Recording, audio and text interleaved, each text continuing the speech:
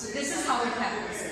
Because the prothallus is monoecious in Lycopodium, we find the phenomenon of protoandry. Now what is the meaning of protoandry? Proto means first. Andry means the antherozoids or the antheridium.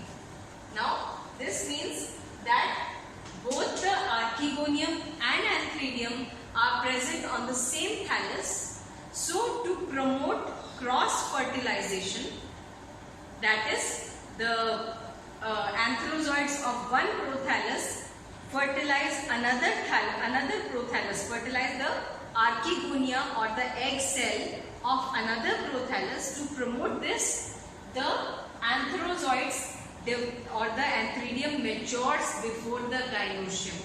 That is, what will we say? That this is a single thallus, prothallus, this is another prothallus. Now here archegonia are present and antheridia are also present. Here also archegonia are present and antheridia are present. So what will happen? These antheridia will mature first before the archegonia. And because they will mature first, they will be able to fertilize the archegonia present on the other thallus. So this phenomenon is known as protoandry. So protoandry is observed in Lycopodium. Now we come to the archegonia.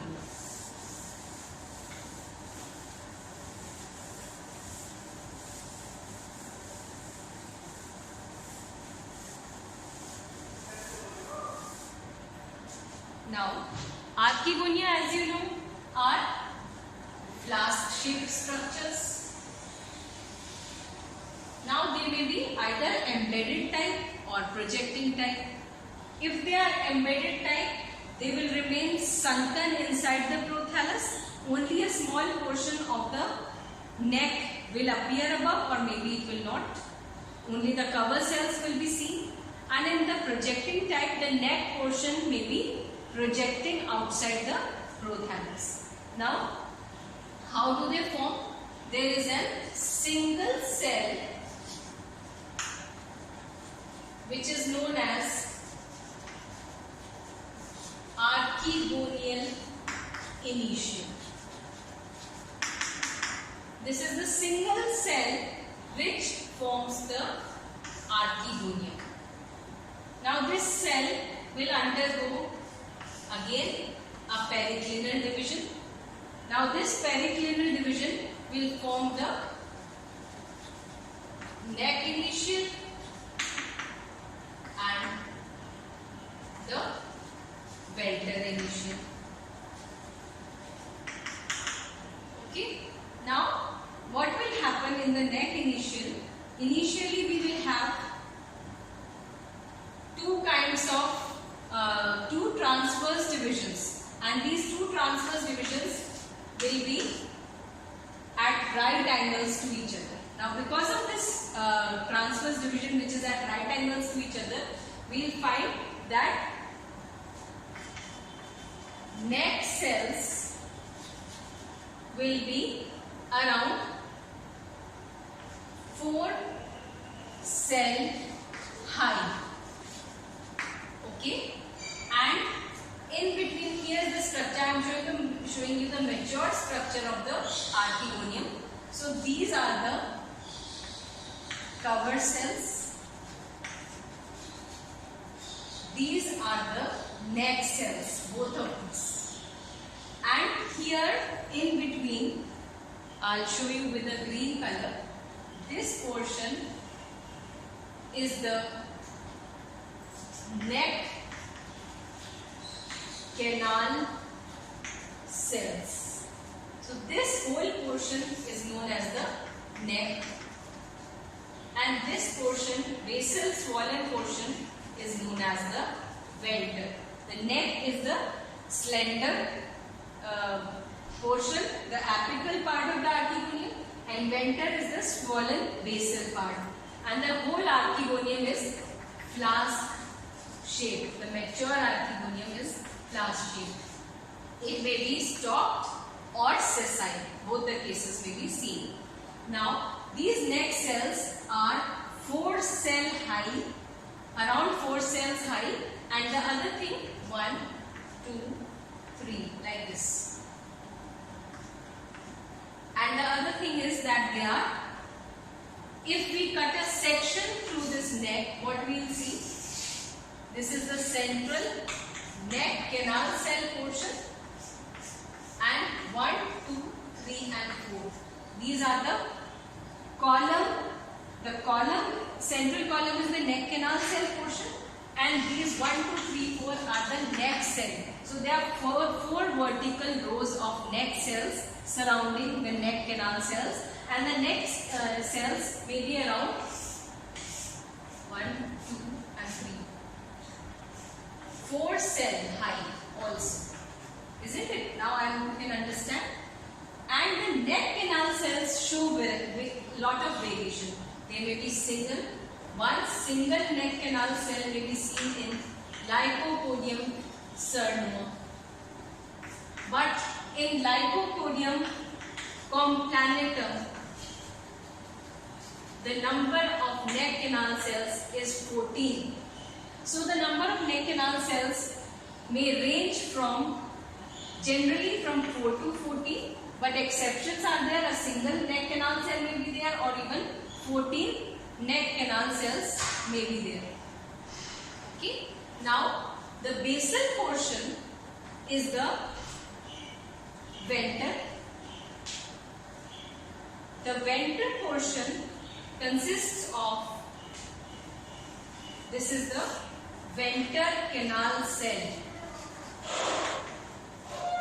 and a large egg cell. So this is the venter portion. Now what we can find is, at the time when the archegonium matures, that means that the egg cell is ready for fertilization, what will happen? The cover cells will separate. Once the cover cells separate, a gap will be created. The neck canal cells will disintegrate, and also the venter canal cell will disintegrate. Because of this, when the cover cells move far apart and these cells disintegrate, citric acid or malic acid is released.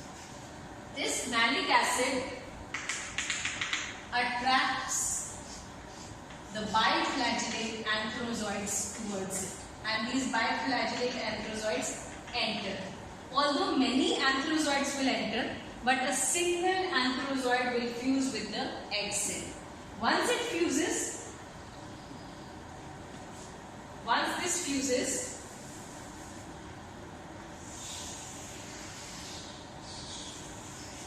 the zygote will be formed, and the zygote is also known as oospore, and it is diploid in nature.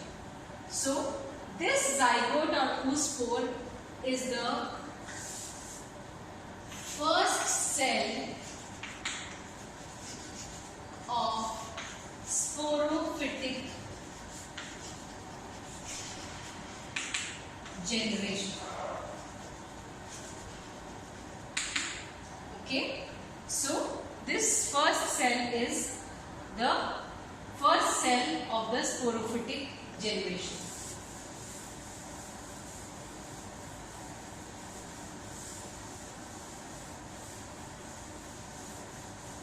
Now this zygote will further divide by various divisions, and it will form the embryo, and the embryo will later form the sporophyte. Sporophyte is the main plant body in Lycopodium or other pterophytes, as you know. Now when the zygote divides, I explained to you a term earlier, endoscopic and exoscopic. So this is the development of the embryo, depending on whether the outer cell is the apical cell or the outer cell is the basal cell. If the outer cell is the apical cell, outer cell is here. This is the cell. Now after this first division, one cell, this is the apical cell. If the apical cell is inside and the basal cell faces outwards, then it is known as endoscopic. And if the apical cell faces outwards and the basal cell faces inwards, then it is exoscopic. So we'll study about the development of the embryo, of the Lycopodium embryo in the next class, the type of divisions that take place and the structure that is formed.